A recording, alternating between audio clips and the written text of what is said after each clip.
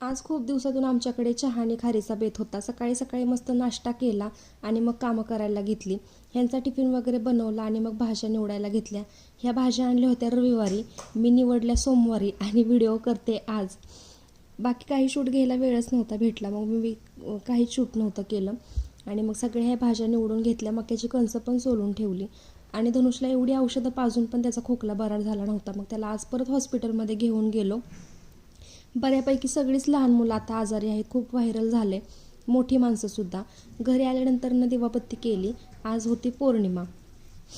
ह्यांना मक्याची फ्राय खायला खूप आवडते. मग थोडंसं तेल टाकून ती मका चांगली भाजून घेतली.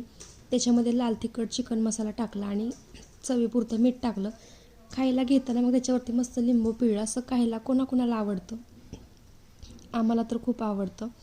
नंतर मग सकाळची तयारी करायला घेतली. फक्त गवारी निवडायची राहिली होती. मग